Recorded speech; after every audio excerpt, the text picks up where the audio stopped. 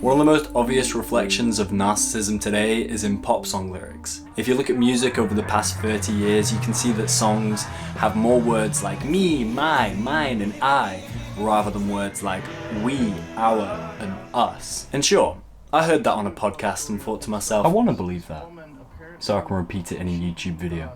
But think about it. It makes sense. At those same concerts where we're screaming me, me, me, most people are holding their phones in front of their eyes, trying to prove that they did something mildly interesting.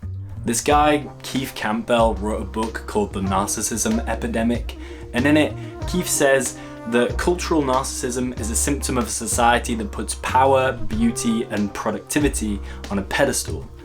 But I think the guy probably just wrote it because he's a narcissist and he wants to make us feel bad. Oh, all right, good.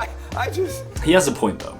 We idolize celebrities, give kids medals just for showing up, ignore the people right in front of us to do online shopping and communicate through memes and screens instead of conversation and emotion. We've made it hard, even for neurotypical people, to get healthy amounts of love and attention. Did any of you want to brew? Doesn't understand sucking a cock. He really went up on stage and sucked a lot of dicks. Safe. According to Keith, narcissism is a spectrum, and we're all on it. If you're on the bad end of the spectrum, you're not swinging your arms in the air, breezing through life, singing along to Drake. You just suffer constantly.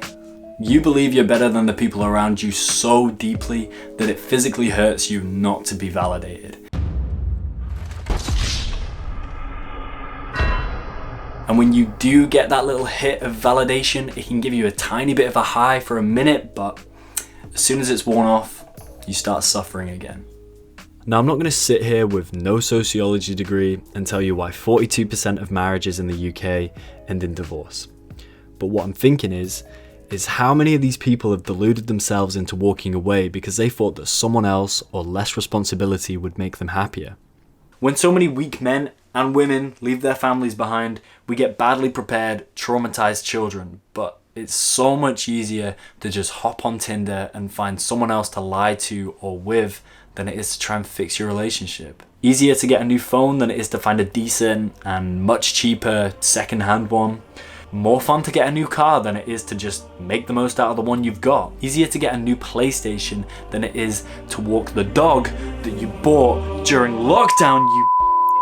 So many of us are surviving on this sort of sad, low-rent fulfillment, like trying to live off jelly beans. Feels nice for a second, but afterwards, you're still hungry, and you need more jelly beans. My boy Darwin said that we evolved from chimpanzees, and chimpanzees don't have Instagram, so they can't post pictures of their giant bananas for attention. They have to actually scratch each other's backs. It's a reciprocal community where you only get back what you give. And we're not so different from our primate cousins. We need genuine love and human connection with each other because we're social creatures too. If we keep making bids to the people around us, but nobody scratches back, unconsciously we start screaming, "Where are you? Where are you? Where are you? Where are you?" We go crazy trying to make someone see us. We start arguments, we join cults, we post pictures of our ass online because if we don't, we might just jump off a bridge. Narcissism is a survival tactic. They did this whole study on subclinical narcissists and worked out that they could get the narcissist to feel empathy if they helped them to see the other person's point of view. Wow, this isn't rocket science. See the other person's point of view. But honestly, how little do we do it? And how little have I actually looked around and thought, wow, I actually live in such a beautiful place. It's so great that I have clothes and I can come to this cafe to get a coffee anytime. Look at all these people around me.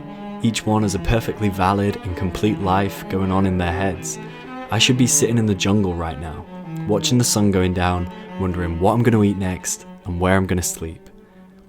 To be fair, when I was at college, that'd have been pretty accurate, but you get what I mean. So, if you realize that you're a narc, Keith from earlier recommends C.P.R.